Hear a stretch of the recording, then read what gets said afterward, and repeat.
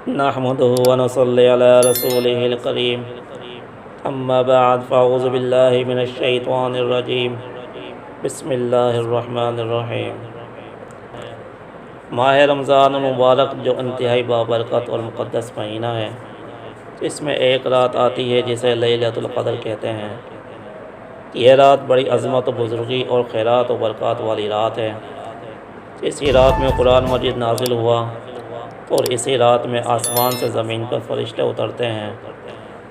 اسے ہزار مہینوں سے بہتر قرار دیا گیا ہے۔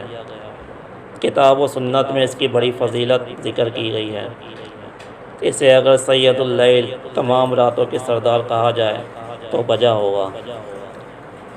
چنانچہ پیران پیر حضرت شیخ عبدالقادر جیلانی رحمۃ اللہ علیہ فرماتے ہیں، کہا گیا ہے کہ انسانوں کے سردار آدم علیہ السلام ہیں، عربوں کے سردار محمد مصطفیٰ صلی اللہ علیہ وسلم ہیں، اہل فارس کے سردار حضرت سلمان فارسی ہیں،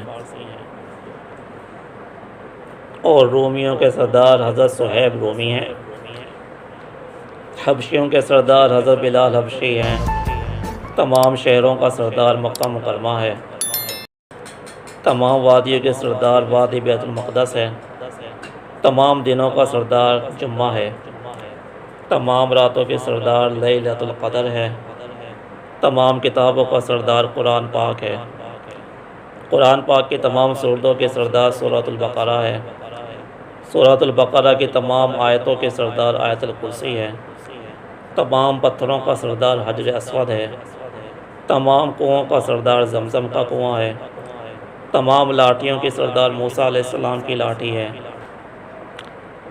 تمام مچھلیوں کی سردار وہ مچھلی ہے جس کے پیٹ میں حضرت یونس علیہ السلام رہے، تمام اونٹنیوں کے سردار حضرت صالح علیہ السلام کی اونٹنی ہے، اور تمام سواریوں کے سردار براق ہے، تمام انگشتریوں کی سردار حضرت سلیمان علیہ السلام کی انگشتری ہے، اور تمام مہینوں کا سردار رمضان مبارک ہے۔ حضرت شیخ رحمۃ اللہ علیہ کے اس ارشاد سے معلوم ہوا ہے کہ لیلۃ القدر تمام راتوں کی سردار ہے، اور کیوں نہ ہو کہ اللہ نے اپنے کلام پاک میں اس کا تذکرہ فرمایا ہے جو تمام کلاموں کا سردار ہے۔ ایک بزرگ نے بہت ہی عمدہ بات ارشاد فرمائی ہے، فرماتے ہیں اللہ تعالیٰ مکانیات و زمانیات کے خالق ہیں۔ جس طرح اللہ تعالیٰ نے مکانیات کا قبلہ بیت اللہ کو بنایا، اسی طرح زمانیات کا قبلہ لیلۃ القدر کو بنایا۔ جیسے بیت اللہ محترم ویسے ہی لیلۃ القدر محترم۔ تمام امت کا موقف یہ ہے کہ لیلۃ القدر امت محمدیہ کے ساتھ خاص ہے، کسی اور امت کو یہ رات عطا نہیں کی گئی۔ سبحان اللہ، سبحان اللہ۔ حدیث شریف سے اس موقف کی تائید ہوتی ہے۔ چنانچہ حضرت انس رضی اللہ عنہ نبی اکرم صلی اللہ علیہ وسلم سے روایت کرتے ہیں کہ آپ صلی اللہ علیہ وسلم نے فرمایا، بلا شبہ اللہ تعالیٰ نے لیلۃ القدر میری امت ہی کو عطا کی ہے، ان سے پہلے کسی امت کو یہ نہیں ملی۔ اس امت کو یہ مبارک شب کیوں عطا ہوئی؟ مفسرین اس سلسلے میں بہت سے واقعات ذکر فرماتے ہیں، میں ان میں سے چند ایک کا ذکر کرتا ہوں آپ کے سامنے۔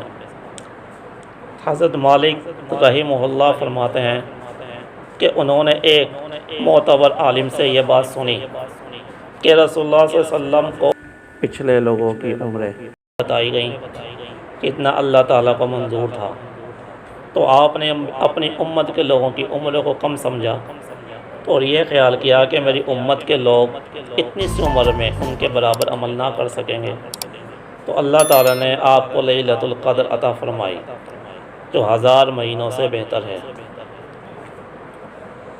حضرت مجاہد رحمہ اللہ فرماتے ہیں کہ بنی اسرائیل میں ایک عبادت گزار شخص کا یہ حال تھا کہ وہ ساری رات عبادت میں مشغول رہتا اور صبح ہوتے ہی دشمن سے جہاد کے لیے نکل جاتا، دن بھر جہاد میں مشغول رہتا، 1000 مہینے اس نے اسی عبادت میں گزارا۔ اس پر اللہ تعالیٰ نے یہ آیت نازل فرمائی، لیلۃ القدر خیر من الف شہر، یعنی لیلۃ القدر 1000 مہینوں سے بہتر ہے۔ یعنی اس ایک رات میں عبادت کر لینا اسی بنی اسرائیل کی 1000 مہینہ کی عبادت سے بہتر ہے۔ حضرت مجاہد رحمہ اللہ سے روایت ہے کہ نبی علیہ السلام نے بنی اسرائیل کے ایک شخص کا تذکرہ فرمایا کہ اس نے 1000 مہینے تک جہاد فی سبیل اللہ کے لیے ہتھیار اٹھائے رکھے۔ مسلمانوں کو اس پر تعجب ہوا تو اللہ عز و جل نے انا انزلناہ فی لیلۃ القدر سے لے کر خیر من الف شہر تک آیت نازل فرمائی، اور اس ایک رات کی عبادت کو اس مجاہد کے 1000 راتوں سے بہتر قرار دے دیا۔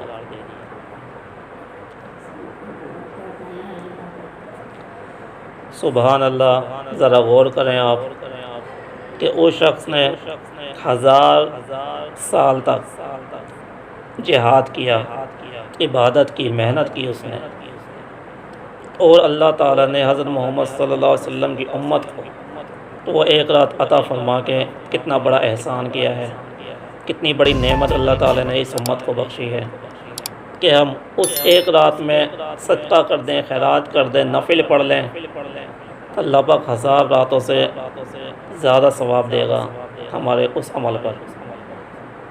سبحان اللہ۔